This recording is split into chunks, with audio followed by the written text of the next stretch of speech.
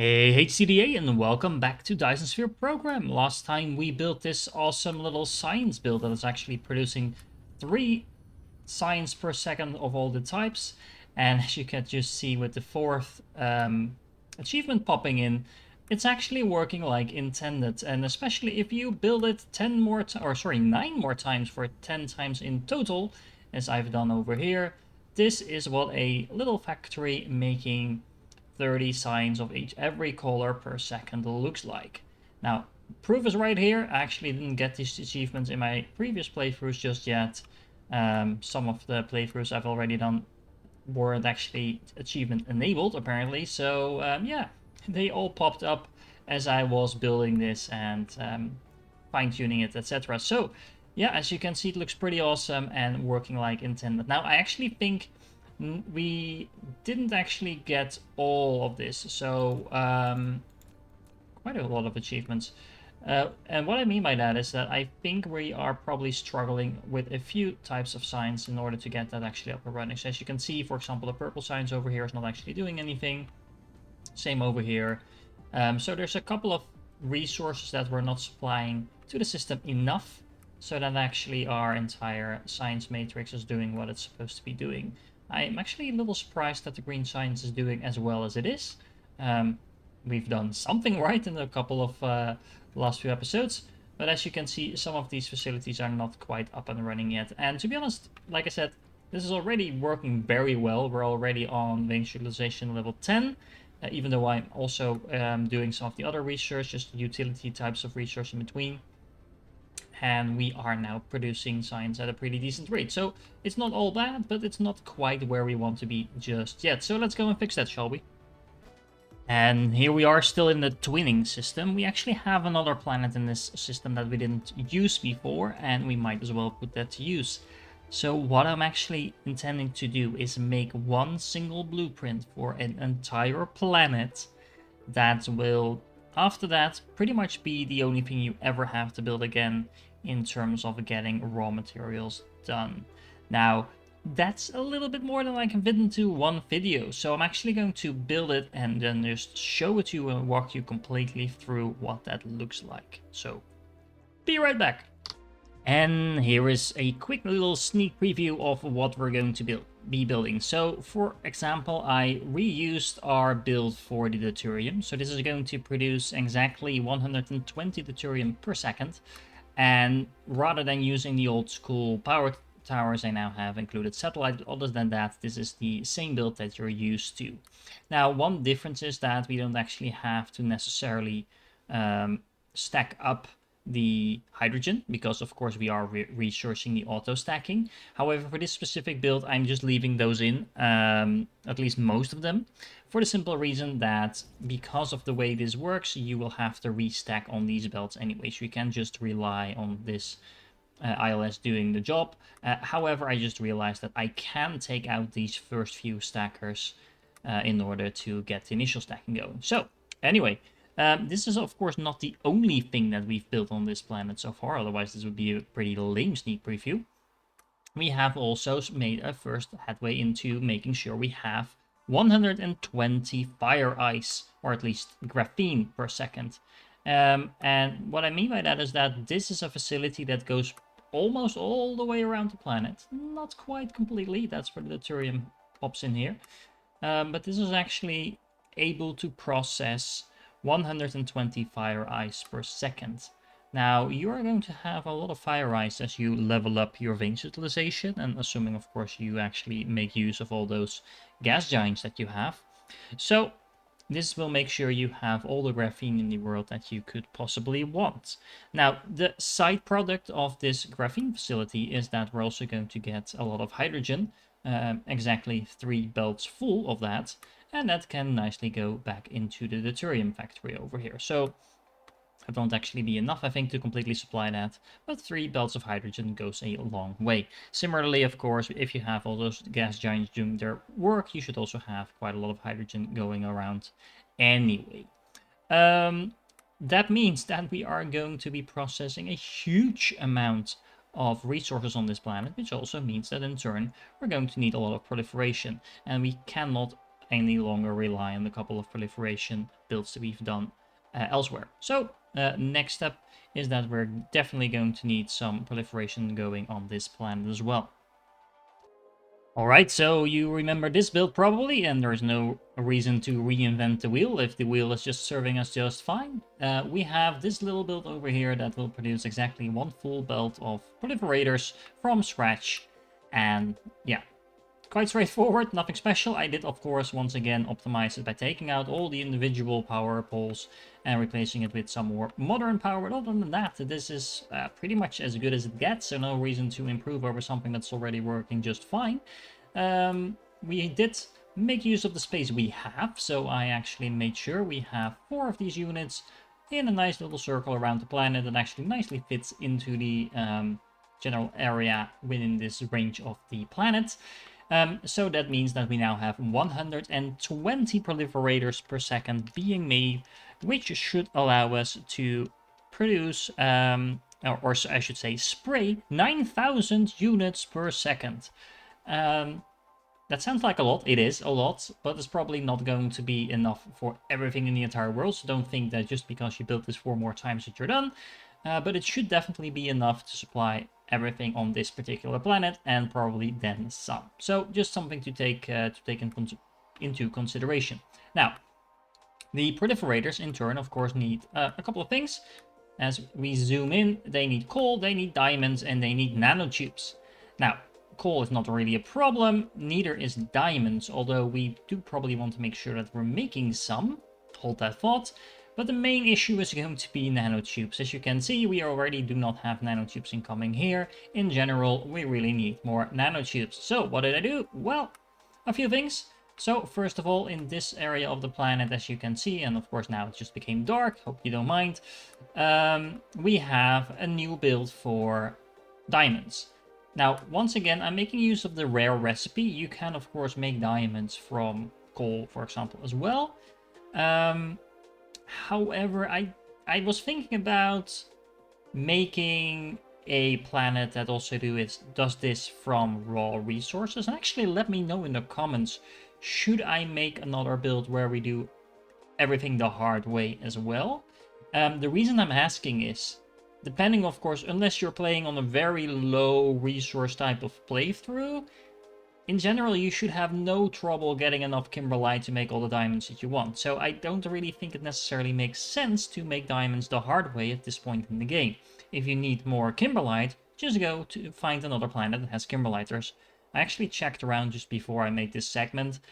I have only touched about, I think, even a dozen planets in my universe. So that means that we have over 50 planets left, or I should say 50 systems left untouched, and a huge amount of those systems include rare resources.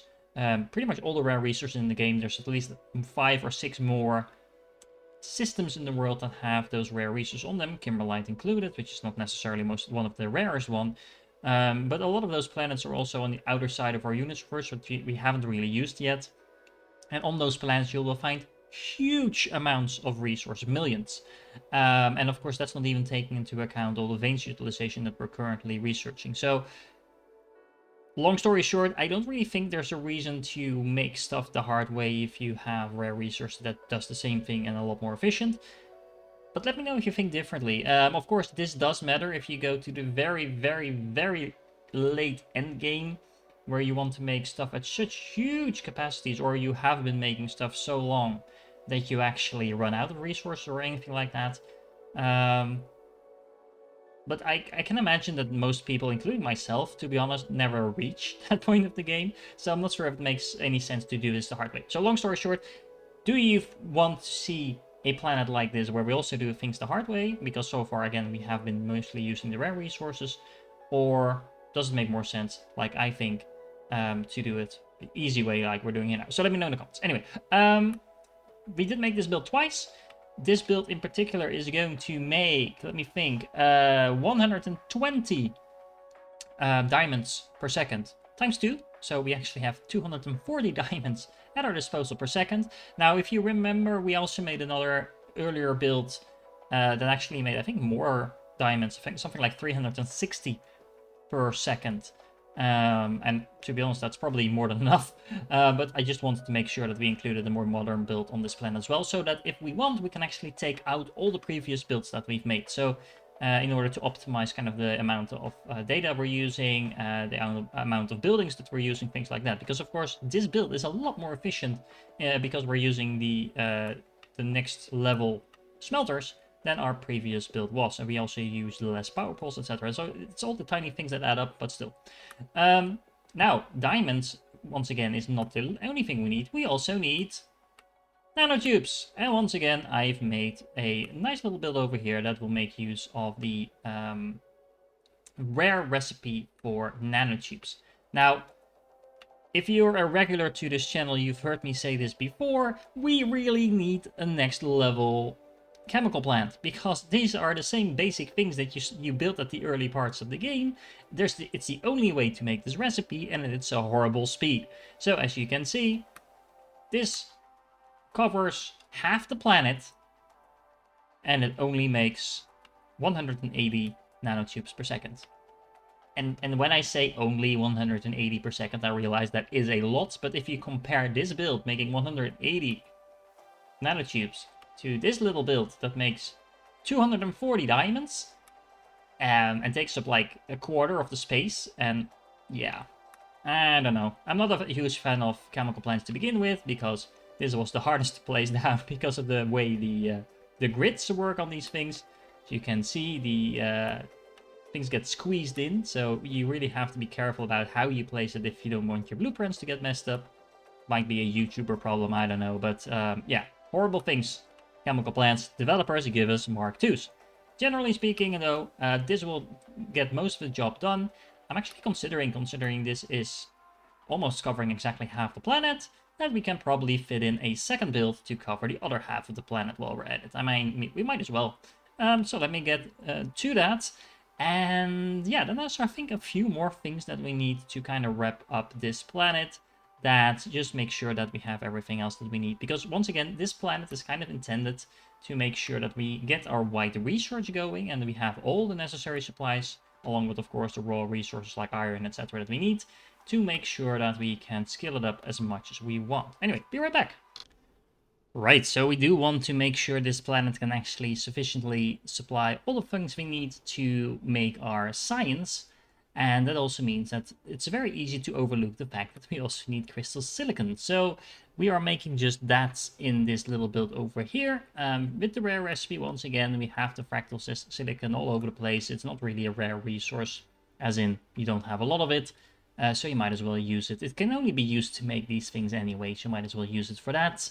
You don't need that much of it. It's one of the few things it's actually used for is actually the components for green science, I believe. So yeah, might as well do it like this.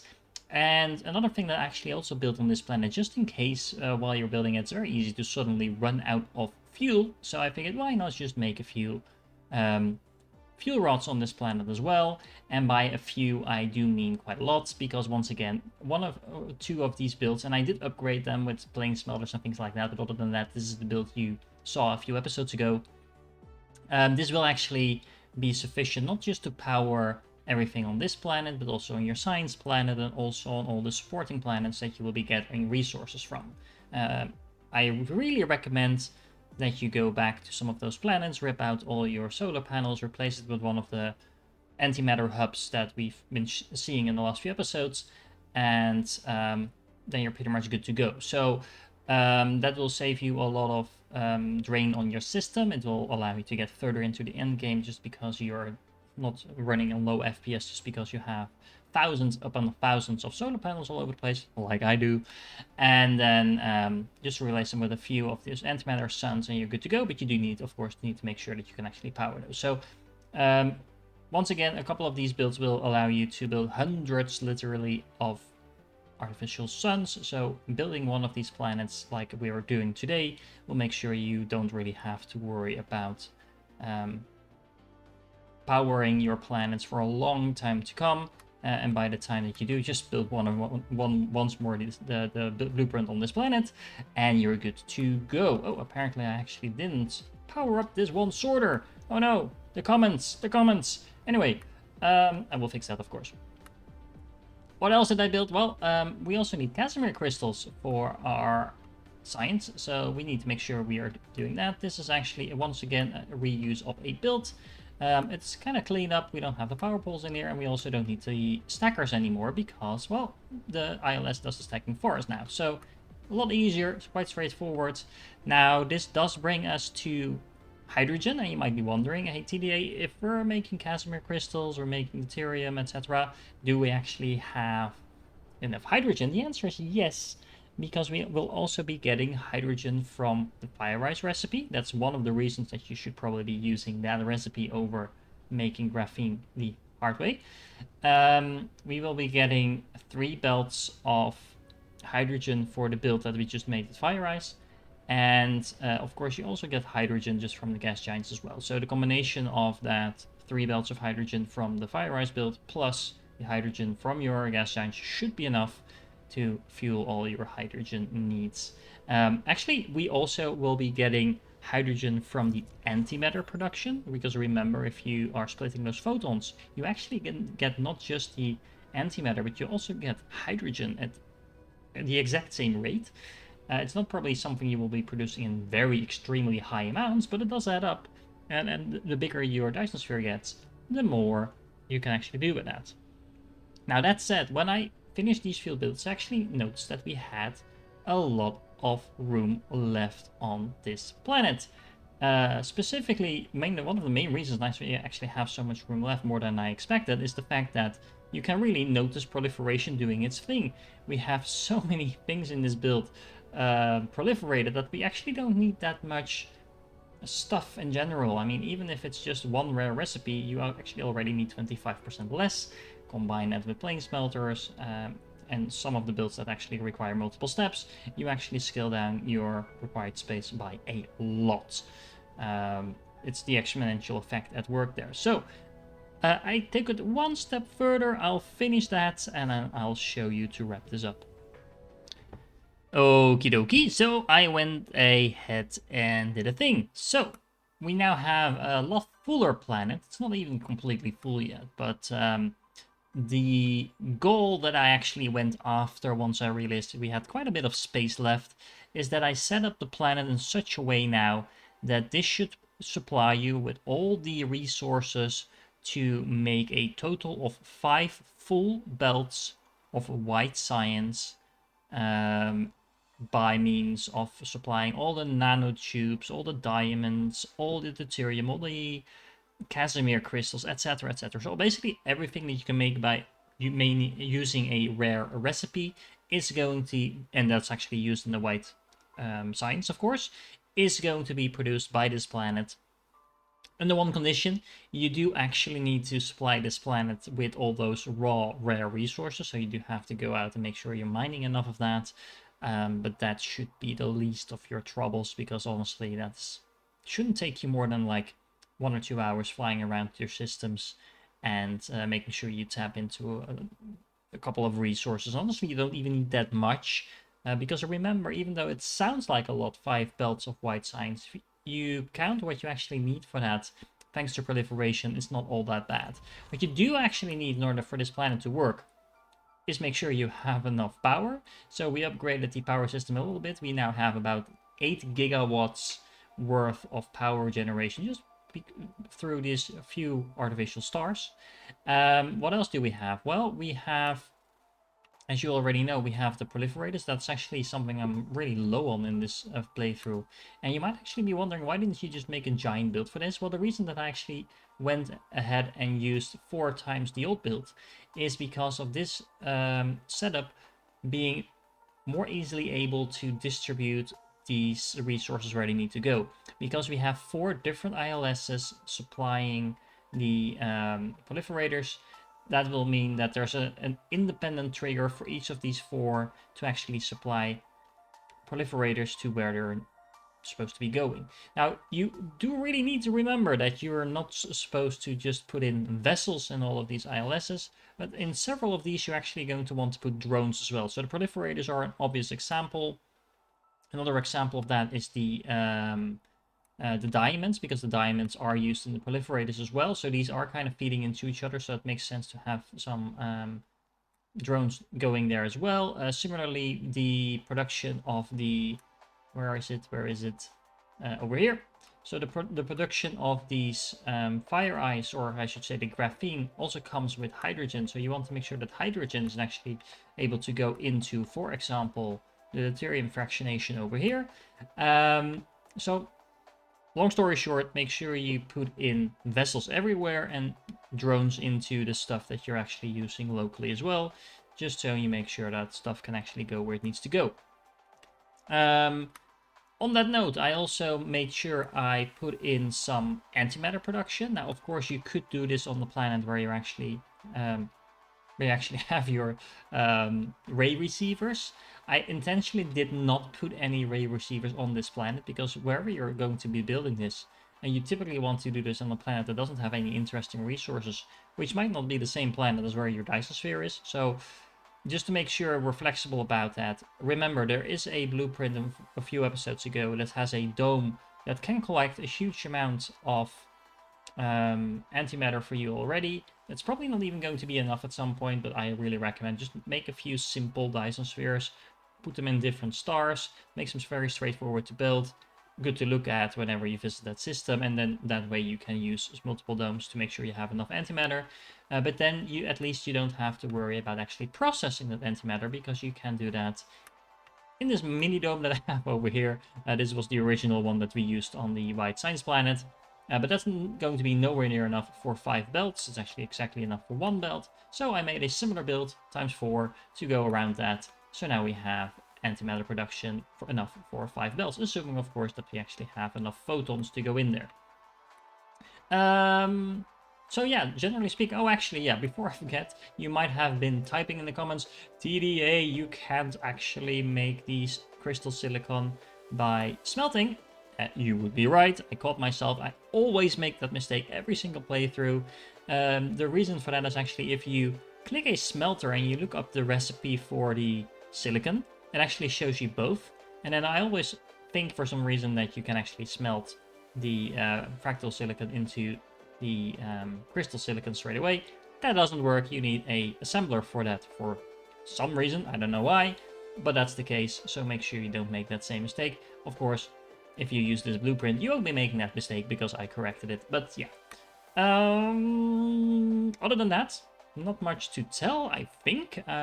Once again, it's a pretty fun build. It's a pretty huge build. And if you build this once, you can go nuts in terms of science. Actually, let me check. We are actually already at, what is it? Level 18 Wings utilization by now, while I was building this. I didn't actually optimize my own... I did optimize the blueprint from the last episode. After some of you commented, thank you for that, that there were a few small mistakes in there. I did update the blueprint, etc. So if you download it now, you should be fine. I actually didn't update the actual builds that I already put in my own playthrough, so I actually need to go back and do that. And we actually didn't make sure this planet was online either, so we don't have all those resources that we're now going to supply to the system. And even though we don't have all of that, we are actually already producing the science at a pretty decent speed. Like I said, we are already at Wings utilization 18, and I have actually been doing some other stuff in the meanwhile as well, like the engines, the drones, the flight speed, etc. We have the ILS stacking completely unlocked. So even without all of this, we're actually already pretty far into the end game. I mean, of course, for the really nuts people under you, the level 18 is of course nowhere near the end game, but it's actually quite far into that already. So last thing to do, and of course this is an awesome thing to do, is actually powering this thing up. Right now it's only powering the hub, and that's going to look awesome, I believe. So let's make sure we do that. And now we're going to zoom out and actually see the whole pincushion going online. And let's do a quick flyby through the system to check what we're doing. and if everything's working. Now, initially, this build won't actually be working completely optimally because, like I said, we need those proliferators, but those proliferators will be produced pretty quickly. The proliferators initially won't be working either because I think I'm pretty low on nanotubes, as you can see, but we are now producing nanotubes. So it will take a moment for this entire build once again to balance itself out because it's feeding into itself in some places. So yeah, that will just take a moment, and it's actually quite fun to see that this build will actually pick up speed as it ticks along. But yeah, if we fly by a couple of things, we can see we are now producing the deuterium in huge amounts. We have huge amounts of the silicon coming in. We have the fuel rods being produced over here as well. I actually said I was going to fix this and I didn't. Sorry about that. Where can we fit in one of those? Over here. There we go. You didn't see that. You totally didn't see that.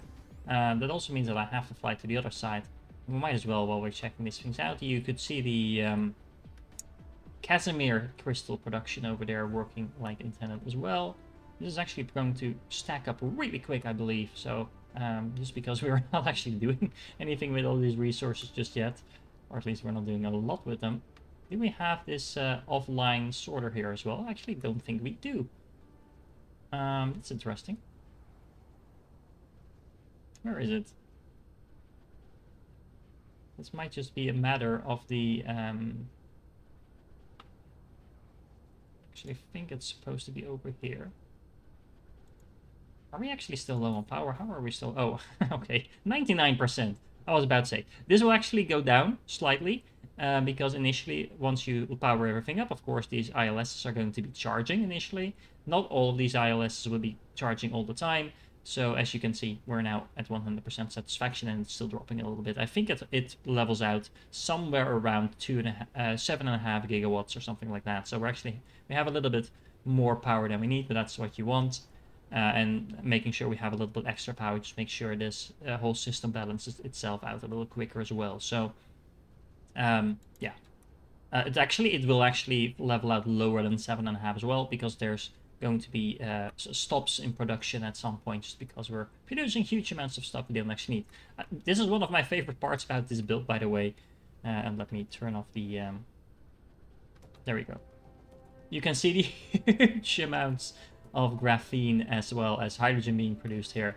I don't know, just looks awesome. Alright, I'll stop geeking out about this build. I think it's pretty good looking, as you can see, with all these little pincushion effects going on. We have a huge amount of artificial power now. We have all these builds, we have all these rare resources actually being put to use.